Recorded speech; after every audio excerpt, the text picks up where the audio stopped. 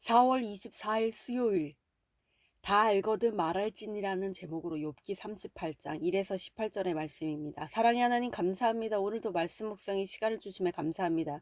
이 시간을 통하여서 하나님의 말씀이 들리고 복음이 들리기 원합니다. 구속사의 말씀이 깨달아질 수 있는 은혜를 주시옵소서. 오늘 주시는 이 말씀이 제게 주시는 하나님의 음성으로 들을 수 있도록 성령님 도와주시옵소서. 말씀대로 믿고 살고 누리는 인생이 되게 하시고 이 시간도 우리와 함께 해 주시옵소서. 감사드렸고 예수님의 거룩하신 이름으로 기도드립니다. 아멘. 본문의 말씀입니다. 그때 여호와께서 폭풍우 가운데에서 욥에게 말씀하여 이르시되 무지한 말로 생각을 어둡게 하는 자가 누구냐. 너는 대장부처럼 허리를 묶고 내가 내게 묻는 것을 대답할지니라. 내가 땅에 기초를 놓을 때에 내가 어디 있었느냐. 내가 깨달아 알았거든 말할지니라. 누가 그것의 도량법을 정하였는지 누가 그 줄을 그것의 위에 띄었는지 내가 아느냐. 그것의 주추는 무엇 위에 세웠으며 그 모퉁이 돌을 누가 놓았느냐. 그때 새벽별들이 기뻐 노래하며 하나님의 아들들이 다 기뻐 소리 질렀느니라. 바다가 그 모태에서 터져 나올 때에 문으로 그것을 가둔 자가 누구냐. 그때 내가 구름으로 그 옷을 만들고 흑암으로 그 강보를 만들고 한계를 정하여 문빗장을 지르고 이르기를 내가 여기까지 오고 더 넘어가지 못하리니 내 높은 파도가 여기서 그칠지니라 하였노라. 내가 너의 날에 아침에게 명령하였느냐?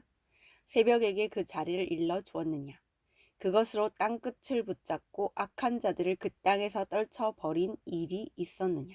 땅이 변하여 진흙에 인친 것 같이 되었고 그것은 그들은 옷같이 나타나되 악인에게는 그 빛이 차단되고 그들의 높이 든 발이 꺾이느니라. 내가 바다의 샘에 들어갔었느냐? 깊은 물 밑으로 걸어 다녀 보았느냐? 사망의 문이 내게 나타났느냐? 사망의 그늘진 문을 내가 보았느냐? 땅의 너비를 내가 측량할 수 있느냐? 내가 그 모든 것들을 다 알거든 말할지니라. 아멘. 도움말입니다. 대장부는 건장하고 씩씩한 사내를 말합니다. 도량법은 측량하는 법입니다. 주출은 기둥 밑에 괴는 돌 따위의 물건입니다. 모태는 일의 맨 처음으로 비유적으로 이른 말입니다. 강보는 포대기를 말합니다. 문빗장은 문을 닫고 가로질러 잠그는 막대기를 말합니다. 본문 요약입니다.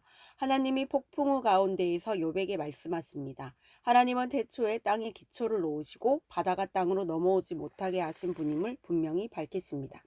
그리고 하나님은 욥이 아침과 새벽을 다룰 수 없고 하나님이 창조하신 땅을 측량할 수 없다는 것을 짚어주십니다. 오늘의 중보기도입니다. 선교사들이 매일의 큐티로 말씀의 기초를 튼튼히 다져 어떤 폭풍우 같은 사건도 잘 통과하게 하옵소서. 아멘. 본문 해설입니다. 첫 번째, 여호와께서 말씀하여 이르시되 1에서 3절의 내용입니다. 드디어 하나님이 등장하십니다. 욥의 고난에 대해 저마다 자기 목소리를 높이는 엘리후와 욥과 욥의 세 친구의 말을 압도하는 폭풍우 가운데서 하나님이 말씀하십니다. 이처럼 문제 상황은 하나님의 말씀이 임하는 자리입니다. 게다가 우리 힘으로 해결할 수 없는 가장 어려운 문제인 죄와 사망을 해결하시고자 하나님이 이 땅 가운데 예수님을 보내주셨습니다. 하나님 앞에서 나의 무지함을 인정하고 고백할 때 말씀이 육신이 되신 예수님이 찾아오십니다. 적용 질문입니다. 나는 이해할 수 없는 고난 가운데 말씀으로 찾아오시는 예수님을 환영하고 있습니까?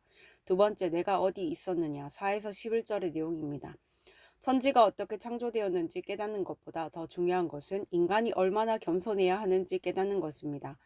하나님이 땅의 기초를 놓을 때 내가 어디 있었느냐고 물어보시는 것은 비단 욥에게만 하신 질문이 아니라 욥보다 훨씬 더 많은 지식을 가진 오늘날 우리를 향한 질문이기도 합니다.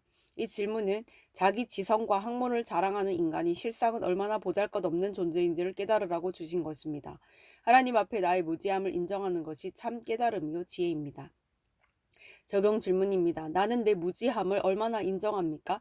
내가 확신하며 자랑하는 지식은 무엇입니까? 세 번째, 내가 명령하였느냐? 12에서 18절의 내용입니다. 삶의 터전인 하늘과 땅의 운행에 대해 사람이 할 수 있는 일은 아무것도 없습니다. 하나님이 계속해서 자신이 창조하신 우주의 질서와 운행을 말씀하시므로 인간이 어떤 존재인지 욥에게 대묻고 계시는 것입니다. 하나님 앞에서 우리는 매 순간 자신의 한계를 깨달아야 합니다.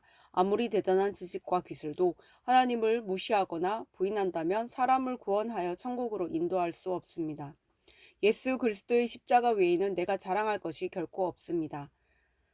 가족 적용 질문입니다. 가족과 이웃의 구원을 위해 내가 자랑해야 할 나의 한계는 무엇입니까?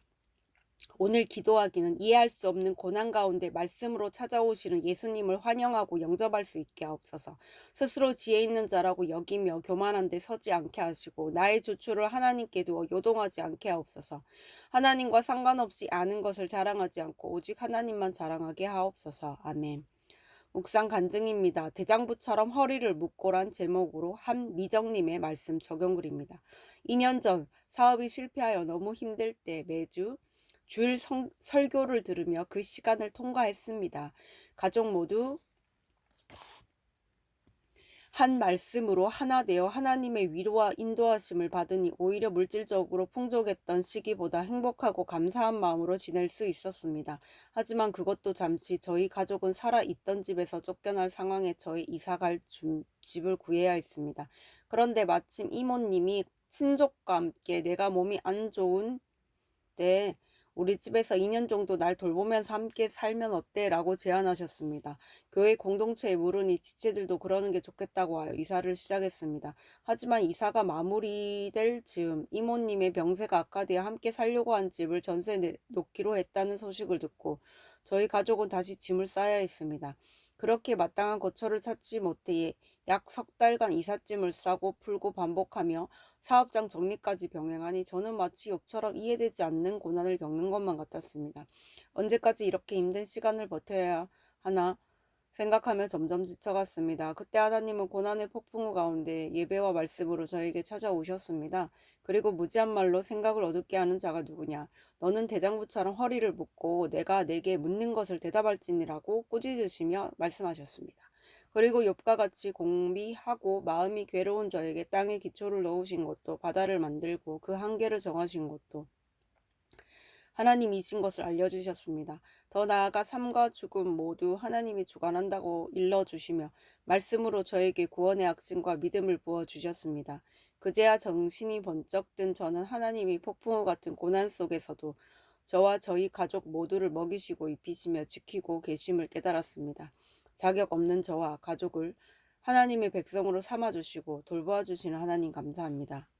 이분에 적용하기는 작고 사소한 일이라도 하나님께 감사하다고 날마다 입으로 고백하겠습니다. 가족을 위해 고생하는 남편에게 당신은 우리 집 기둥이에요 라고 말하며 고마움을 표시하겠습니다. 입니다.